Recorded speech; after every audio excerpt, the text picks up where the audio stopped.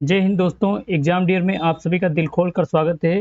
दोस्तों, आज के टॉपिक में हम आपको बताएंगे बजट के बारे में, जीएसटी के बारे में, बेरोजगारी से संबंधित क्वेश्चन और गरीबी से संबंधित क्वेश्चन, जो कि पहले से कई एग्जामों में पूछे गए हैं क्वेश्चन, और उन्हीं क्वेश्चन को हम दोबारा रिवीजन करेंगे और उनके विकल्पों के बारे में भी बताएंगे। तो आते हैं, आज का पहला जो क्वेश्चन आपका है। देखिए, पहला क्वेश्चन क्या है आपका। भारत में केंद्रीय बजट किस अनुच्छेद के तहत प्रस्तुत किया जाता है।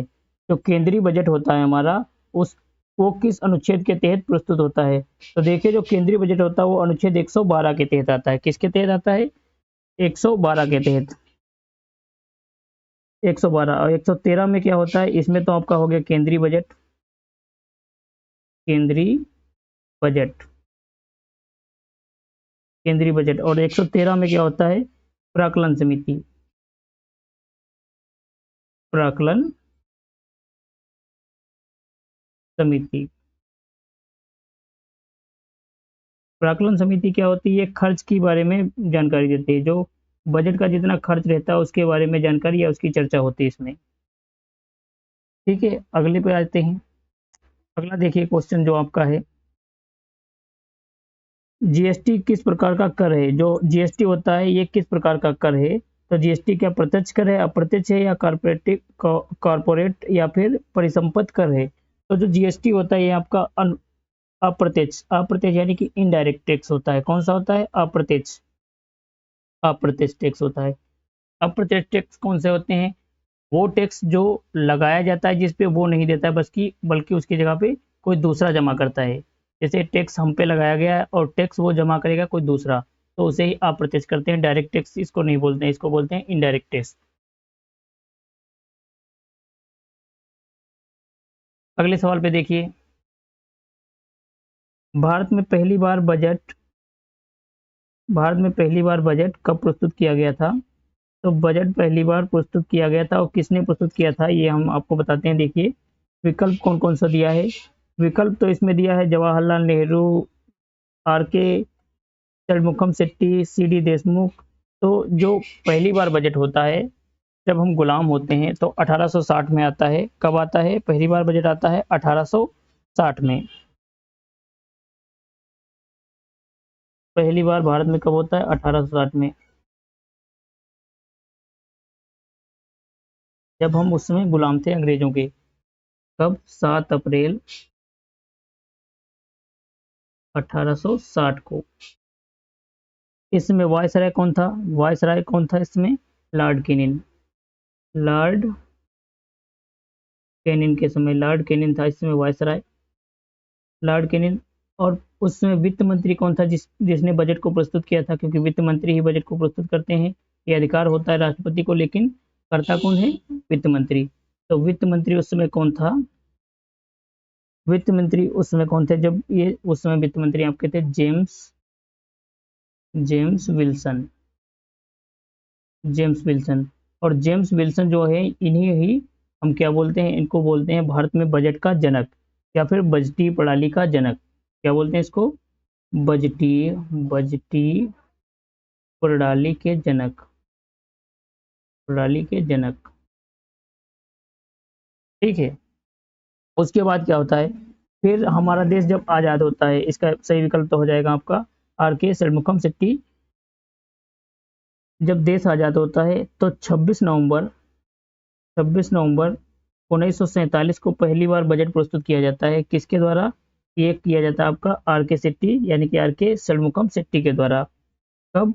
यानी स्वतंत्र भारत का जो होता है ये आर के षणमुखम शेट्टी करते हैं। एक और क्वेश्चन बनेगा आपका गणतंत्र भारत का। जब हमारा देश पे संविधान लागू हो गया, गणतंत्र भारत का कौन बनेगा?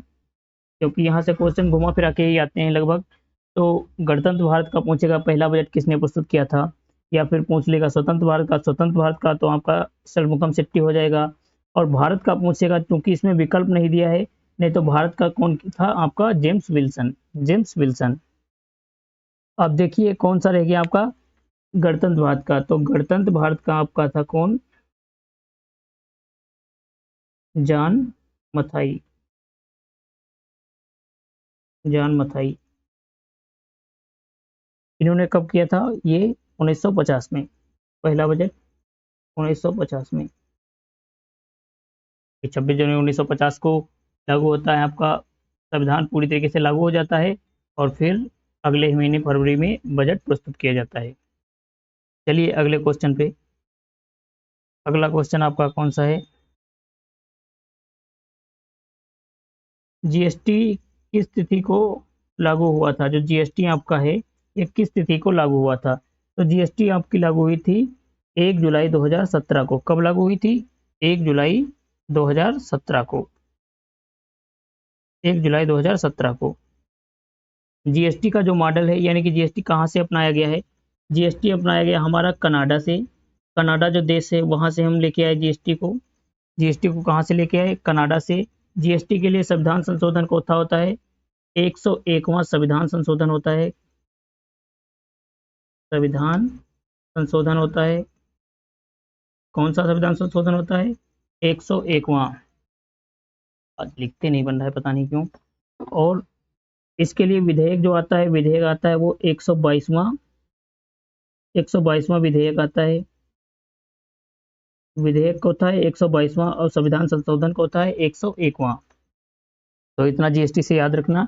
जीएसटी के लिए अनुच्छेद याद कर लो। जीएसटी के लिए अनुच्छेद है आपका 379। 379 ये अनुच्छेद जीएसटी के लिए है। किसके लिए? जीएसटी के लिए अनुच्छेद आपका हो गया 379। और जीएसटी काउंसिल जो होती है, जीएसटी परिषद, जीएसटी परिषद के लिए कितना है? 346। जीएसटी परिषद के लिए, जीएसटी परिषद के लिए 346। चलिए अगले क्वेश्चन पे। अगला क्वेश्चन आपका कौन सा है?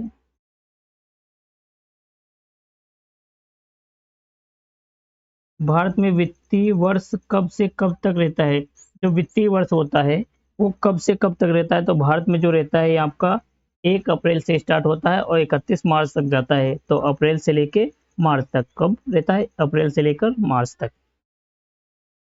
अगला क्वेश्चन देखिए। अगला क्वेश्चन, जीएसटी का पूर्ण रूप क्या है? जो जीएसटी होता है इसका पूर्ण रूप क्या है? तो देखिए जीएसटी का पूर्ण रूप होता है आपका goods goods and service tax. क्या होता है? Goods and service tax. देखिए किस विकल्प में? विकल्प नंबर बी में है, गुड्स एंड सर्विस टैक्स। क्या होता है ये? जीएसटी का पूरा रूप। जीएसटी के लिए हमने आपको अनुच्छेद कौन सा बताया है? 379। 379 जीएसटी के लिए। और जीएसटी परिषद के लिए 346। जीएसटी परिषद के लिए आपका, परिषद के लिए जीएसटी परिषद जो जीएसटी काउंसिल होती है उसके लिए 346। अगले क्वेश्चन पे आइए। क्वेश्चन नंबर 7 क्या कहता है? भारत में जीएसटी की कितनी दरें लागू हैं? जो जीएसटी की दरें होती हैं वो कितनी है? तो हमारे यहाँ 4 दरें हैं। कितनी? 4। 4 आपका विकल्प किसमें है? विकल्प 3 में दिया है। 4 4 दरें हैं। कौन कौन सी होती हैं? कौन कौन सी होती हैं? एक आपकी होती है 5%, 5%, एक 12%, एक आपकी होती है 18%, और उसके बाद लास्ट का उसी होती है 28%। 28% में क्या होता है? विलासितापूर्ण वाली चीज़ें, और इसमें आरामदायक, 18% में आरामदायक, और 5% ज़रूरत वाली चीज़ें, और ये इससे कुछ बेहतर चीज़ें। ठीक है, तो 4 स्लैब होते हैं जीएसटी के। कितने? 4 स्लैब होते हैं, 4 दरें होती हैं। 8वां क्वेश्चन देखिए।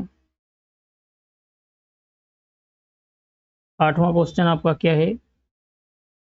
किस राज्य में जीएसटी को सबसे पहले पारित किया गया था? जब जीएसटी हमारे यहाँ लागू हुई 1 जुलाई 2017 को, उसके बाद सबसे पहले किस राज्य ने लागू किया था? तो वो राज्य था आपका कौन सा? असम। कौन सा राज्य था? असम। असम आपका सही आंसर हो जाएगा। अगला क्वेश्चन देखिए।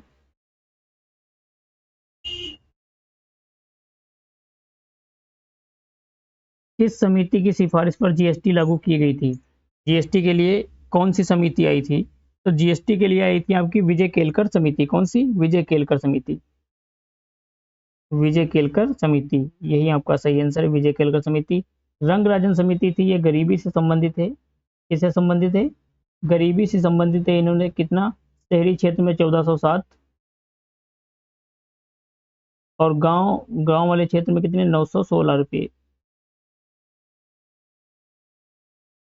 महीने का खर्च दिया था इन्होंने,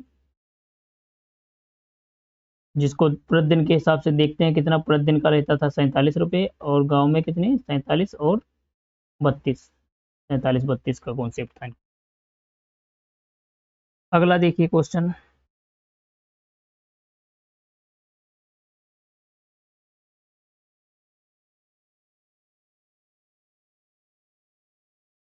जीएसटी किस संविधान संशोधन के तहत लागू हुआ था? अभी हमने आपको बताया जीएसटी किस संविधान संशोधन के तहत, 101वां, कौन सा, 101वां, 101वां। और विधेयक कौन सा था, विधेयक था 122वां, विधेयक कौन सा था, 122वां। विधेयक क्या होता है, देखिए विधेयक, जब कोई चीज हम विधेयक लेके जाते हैं, अगर वो पास हो जाता है तो वो संशोधन में जोड़ दिया जाता है। अब अगर कोई पास नहीं हो पाया तो वो क्या होता है, वो संशोधन में नहीं, लेकिन विधेयक की संख्या बढ़ जाती है। अगर जैसे कोई विधेयक गया और वो पास नहीं हो पाया तो विधेयक तो हो गया, लेकिन अगर पास हो जाता तो वो संशोधन हो जाता, फिर वो कानून बन जाता। लेकिन जो पास नहीं होता तो उनकी संख्या बढ़ती रहती, इसीलिए इनकी संख्या धीरे धीरे बढ़ गई है। तो 122वां आपका विधेयक था, संशोधन कौन सा था, संशोधन 101वां। असम राज्य ने पहला राज्य था असम, जिसने अपनाया था जीएसटी को। लाया कहाँ गया से था, लाया गया आपका कनाडा से, कनाडा से लाया गया। और कब स्टार्ट होता है, 1 जुलाई 2017 को, 1 जुलाई 2017 को।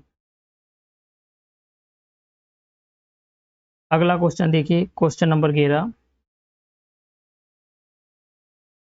क्वेश्चन नंबर 11 देखिए क्या क्वेश्चन है। बजट की प्रस्तुति के बाद संसद में कौन सी समिति बजट की जांच करती है? जो हम बजट प्रस्तुत करते हैं संसद में, कौन सी समिति है जो उस बजट की जांच करती है? अभी हमने आपको बताया था आर्टिकल 113, कौन सा बताया था, आर्टिकल 113, उसमें क्या होता है, प्राक्कलन समिति, प्राक्कलन समिति। अनुच्छेद कौन सा है, अनुच्छेद 113, अनुच्छेद 113 में होता है प्राक्कलन समिति, जो कि बजट की क्या करती है, जांच करती है। तो यही आंसर हमारा सही हो जाएगा। अगला क्वेश्चन देखिए,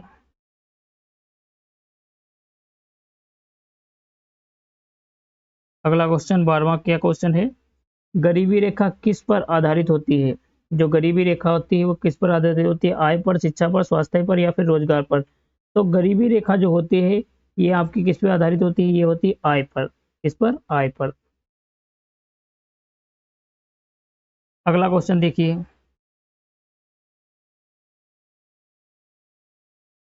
क्वेश्चन नंबर 13 क्या है,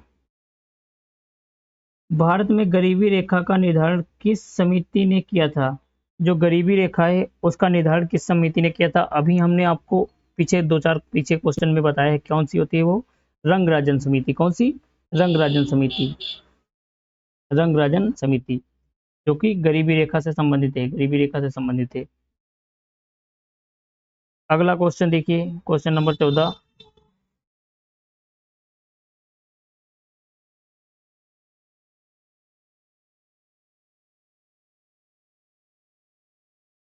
गरीबी उन्मूलन के लिए भारत में कौन सी योजना 1978 में शुरू की गई थी? जो 1978 में की गई थी योजना, जो गरीबी उन्मूलन को, गरीबी खत्म करने के लिए की गई थी, वो आपकी कौन सी थी, वो थी आपकी आईआरडीपी। कौन सी, आईआरडीपी, यानी कि इंटेग्रेटेड रूरल डेवलपमेंट प्रोग्राम, यही आपका सही आंसर है, आईआरडीपी। ये कब चालू होती है, ये आपकी चालू होती है 1978 में, 1978 में।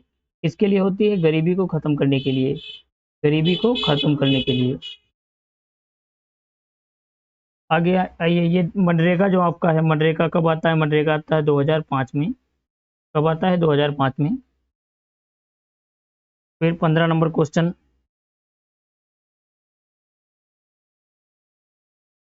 गरीबी हटाओ का नारा किसने दिया था? जो गरीबी हटाओ है ये नारा किसने दिया था, ये आपका आयरन लेडी यानी कि इंदिरा गांधी ने दिया था। किसने दिया था, इंदिरा गांधी ने। और चौथी पंचवर्षीय योजना में दिया था, ये चौथी पंचवर्षीय जब चल रही थी, कौन सी, चौथी पंचवर्षीय योजना।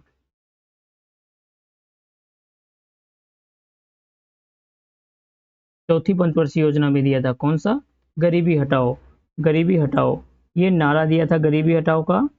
और जो लक्ष्य आपको अगर पूछ ले कि गरीबी हटाओ का लक्ष्य कब रखा गया था, तो वो रखा गया था पांचवी पंचवर्षीय योजना में। कौन सी, पांचवी पंचवर्षीय योजना में, पांचवी पंचवर्षीय योजना में, ठीक है। कब कब चलती है चौथी पंचवर्षीय योजना? 1969 से लेके 1974 तक, 1969 से लेके 1974 तक। अगला क्वेश्चन देखिए, अगला क्वेश्चन देखिए, गरीबी में कौन कौन से प्रकार होते हैं? गरीबी के प्रकार पूछ रहा है तो दो प्रकार होते हैं, सापेक्षिक और निरपेक्ष। सापेक्षिक और निरपेक्ष कौन कौन से? सापेक्षिक और निरपेक्ष। निरपेक्ष में क्या होता है, जब आदमी अपनी आवश्यकताओं को ही नहीं पूरा कर पाता है, जो मूलभूत आवश्यकताएं होती हैं उनको ही पूरा नहीं कर पाता है।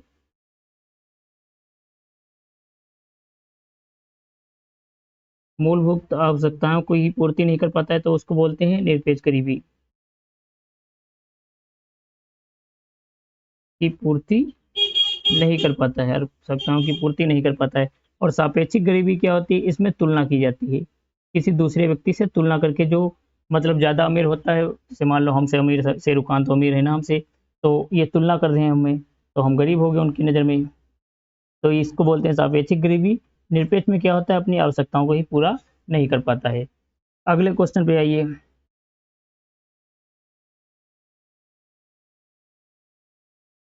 अगला क्वेश्चन आपके क्या है? विश्व बैंक के अनुसार गरीबी रेखा कितनी है?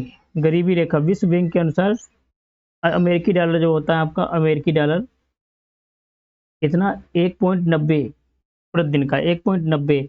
ये आपका पहले था 1.90, चूंकि विकल्प में दिया नहीं है इस समय।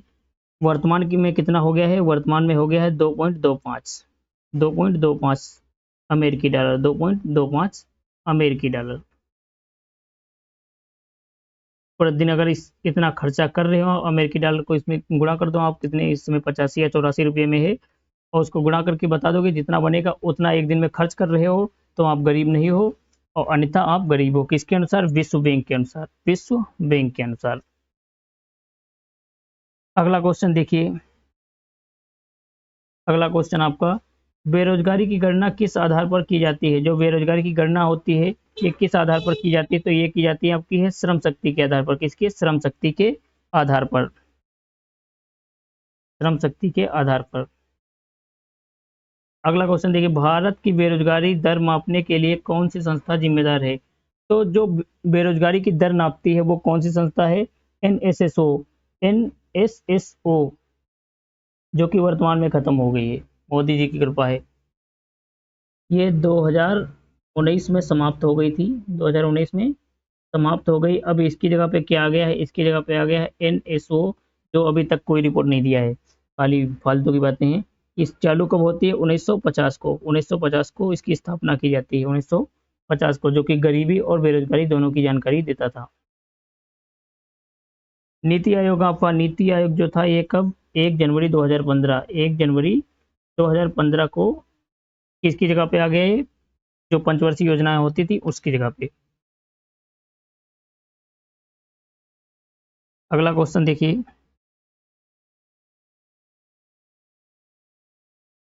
किस प्रकार की बेरोजगारी भारत में अधिक पाई जाती है? भारत में सबसे ज्यादा बेरोजगारी पाई जाती है मौसमी बेरोजगारी। कौन सी बेरोजगारी? मौसमी। विकल्प ए में दिया है आपका मौसमी बेरोजगारी। क्या होती है मौसमी बेरोजगारी? जैसे इस समय गर्मी का समय है, हम इस समय क्लास ले रहे हैं, इस समय गर्मी का समय है। अब गर्मी के समय में जैसे इस समय तो अभी पहले देखिए, इससे पहले लगन चल रही थी, तो लगनों में डीजे वाले, जो डीजे बाजा ऊजा बजाते थे, उनको खूब काम मिल रहा था। लेकिन अब लगन खत्म हो जाएगी, जैसे ही लगन खत्म हो जाएगी उनके पास रोजगार नहीं रह जाएंगे। तो यही होती है मौसमी बेरोजगारी।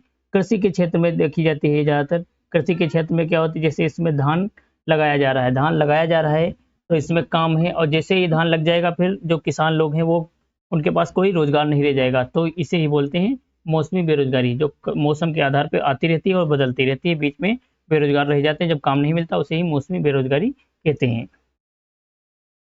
आइए अगले सवाल पे। अगला सवाल देखिए क्या है, किस बेरोजगारी में व्यक्ति काम कर रहा होता है, मतलब व्यक्ति काम कर रहा होता है परंतु उत्पादन में वृद्धि नहीं होती है, तो ये होती है छिपी बेरोजगारी, जिसको क्या बोलते हैं? अघोषित बेरोजगारी भी बोलते हैं। छिपी बेरोजगारी या फिर अघोषित बेरोजगारी कृषि के क्षेत्र में सबसे ज्यादा पाई जाती है, कृषि के क्षेत्र में सबसे ज्यादा पाई जाती है मौसमी बेरोजगारी और छिपी बेरोजगारी। इसमें क्या होता है, अब आप देखिए, कोई काम है कृषि में, कोई भी काम, मान लो हम गन्ना गुड़ाई कर रहे हैं, गन्ना गुड़ाई कर रहे हैं, और अगर वो 10 लोग कर रहे हैं, उनमें से एक चला जाए, फिर भी उत्पादन तो उतना ही होगा। एक चला जाएगा, उत्पादन उतना ही होगा, मतलब एक आदमी की जाने से सीमांत उत्पादन में कोई भी परिवर्तन नहीं होता है। उसे ही क्या बोलते हैं, अघोषित या फिर छिपी बेरोजगारी। अघोषित या फिर छिपी छिपी बेरोजगारी इसी को बोलते हैं। इसको बोलते हैं प्रच्छन्न बेरोजगारी, प्रच्छन्न बेरोजगारी, और आदर्श बेरोजगारी भी इसको बोलते हैं, आदर्श बेरोजगारी भी इसी को बोलते हैं। अगला क्वेश्चन देखिए,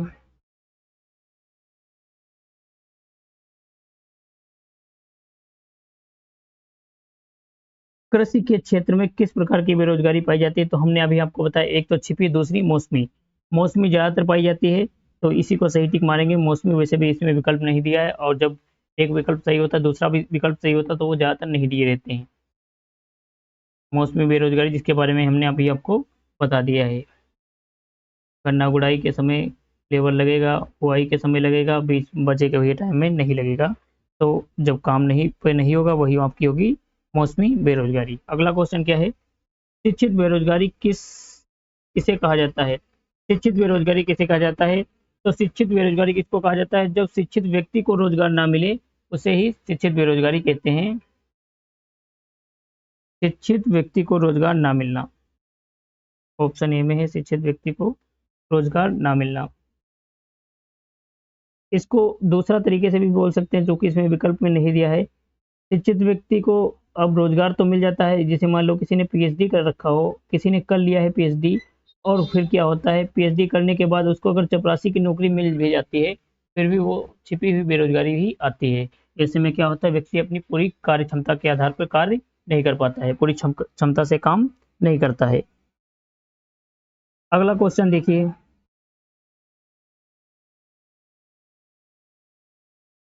भारत में बेरोजगारी की समस्या का मुख्य कारण, सबसे ज्यादा जनसंख्या हमारे यहाँ है, तो वही इसका मुख्य कारण है, कौन सा?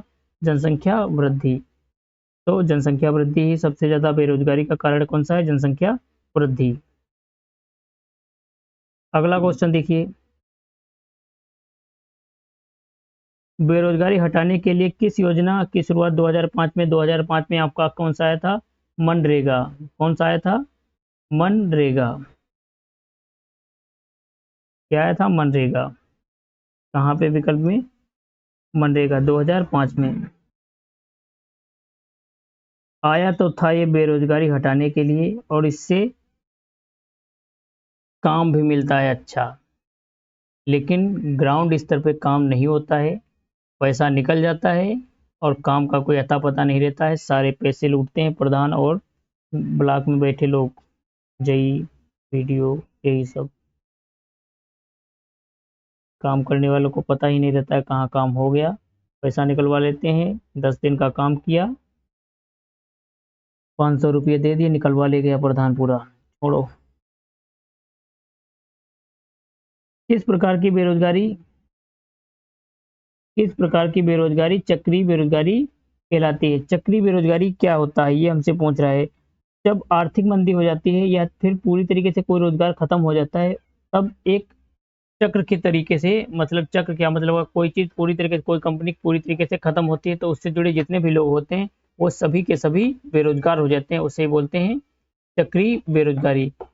आर्थिक मंदी में होने वाली बेरोजगारी जो होती है, यही होती है चक्रीय बेरोजगारी। जैसे मान लो हमारी नोकिया कंपनी बंद हो गई, नोकिया की कंपनी बंद हो गई, या फिर कोई भी कंपनी, आप कोई फैक्ट्री मान लो, ठीक है, कोई फैक्ट्री बंद हो जाती है, तो उससे जुड़े लोग जितने होते हैं, जैसे उससे जुड़े हुआ परिवहन वाले आदमी, परिवहन जैसे माल ले जाने आने वाला, वो बेरोजगार हो जाएगा। काम कर रहे लोग वो बेरोजगार हो जाएंगे, और उससे आपके डिस्ट्रीब्यूटर जो भी रहेंगे वो बेरोजगार हो जाएंगे, और उससे होलसेलर जो भी रहेंगे वो बेरोजगार हो जाएंगे। कुल मिला के उससे जुड़े जितने भी लोग रहेंगे, वो सभी के सभी बेरोजगार हो जाएंगे, एक चक्र के रूप में बेरोजगार होंगे। उसे ही क्या बोलते हैं? चक्रीय बेरोजगारी। अगले सवाल पे आते हैं,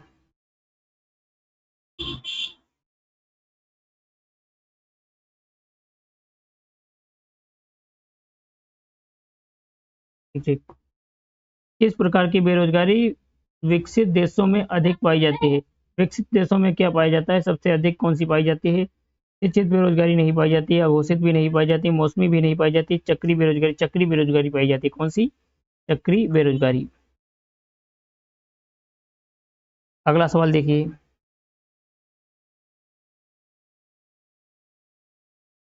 भारत में अघोषित बेरोजगारी मुख्य रूप से किस क्षेत्र में पाई जाती है? कृषि क्षेत्र में। हमने आपको पहले ही बता दिया किस क्षेत्र में पाई जाती है, कृषि के क्षेत्र में, कृषि के क्षेत्र में। अगला क्वेश्चन देखिए,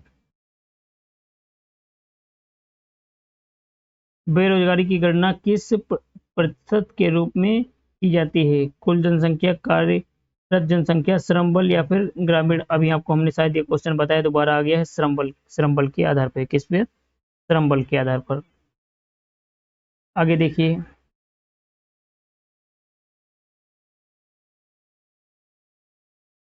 संरचनात्मक बेरोजगारी किस कारण होती है? संरचनात्मक बेरोजगारी क्या होती है, किस लिए होती है? जब कोई किसी चीज में संरचनात्मक परिवर्तन हो जाता है उसे ही संरचनात्मक बेरोजगारी कहते हैं।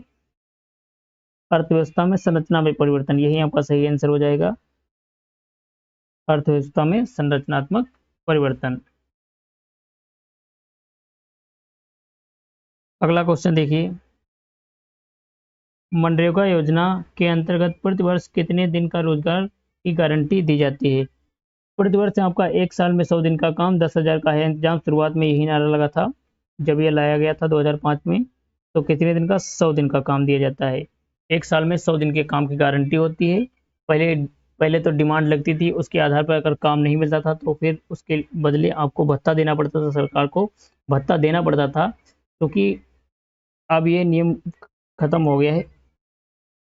हुआ। अगले क्वेश्चन पे आते हैं, देखिए, बेरोजगारी दर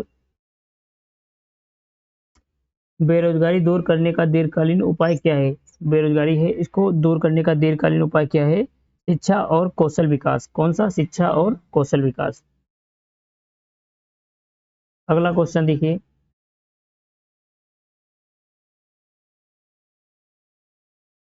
एनएसएसओ की स्थापना कब हुई थी? हम आपको बता चुके हैं, एनएसएसओ की स्थापना 1950 में। कब हुई थी? 1950 में। और इसको समाप्त कब किया गया? समाप्त किया गया इसको 2019 में। 2019 में। इसके स्थान पे किसको लाया गया? इसके स्थान पे लाया गया किसको? इसके स्थान पे लाया गया एनएसओ को।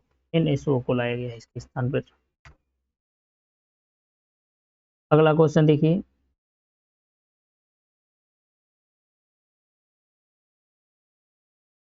किस प्रकार की बेरोजगारी अर्थव्यवस्था में मांग की कमी के कारण होती है? मांग की कमी जब होगा तब आपकी कौन सी बेरोजगारी है? कि मांग की कमी हो जाएगा तब चक्री बेरोजगारी। कौन सी आती है? चक्री बेरोजगारी। तकनीकी में कौन सी होती है? घर्षणात्मक। घर्षणात्मक बेरोजगारी। मौसमी बेरोजगारी हमने आपको बता ही दिया, मौसम के आधार पर बदलती रहती है। और संरचनात्मक, जब संरचना में परिवर्तन हो जाए, संरचना में परिवर्तन हो जाए तो क्या कौन सी आती है? संरचनात्मक। संरचना में परिवर्तन। अगला क्वेश्चन देखिए, रंग राजन समिति ने गरीबी रेखा के लिए शहरी क्षेत्रों में कितनी मासिक आय तय की थी? तो शहरी क्षेत्र में कितनी की थी? 1407 रुपये। 1407 शहरी क्षेत्र में, 1407। और ग्रामीण क्षेत्र में 972। ग्रामीण क्षेत्र में 972। शहरी क्षेत्र में 1407। प्रतिदिन का कितना था? प्रतिदिन का शहरी क्षेत्र में 47 रुपये प्रतिदिन का।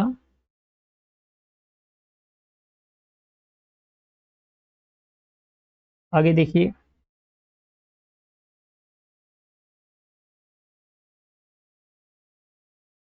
किस समिति ने 32 रुपये ग्रामीण, कितने ग्रामीण में 32 रुपये, शहरी में कितने? 47 प्रतिदिन गरीबी रेखा को निर्धारित किया था? अभी हमने बताया 47 रुपये शहर में और 32 रुपये कहाँ? ग्रामीण में। तो किसने किया था? ये रंगराजन समिति। रंगराजन समिति। रंगराजन समिति। तो आज के सवाल यहीं पे समाप्त होते हैं। एक बार आप देख सकते हो, दोबारा देख लेना, अगर कोई क्वेश्चन समझ में ना आया हो तो दोबारा देख लेना। और इसी प्रकार के क्वेश्चन के लिए हमारे चैनल को सब्सक्राइब करें और दोस्तों के पास शेयर करें। मिलेंगे कल की क्लास में। धन्यवाद।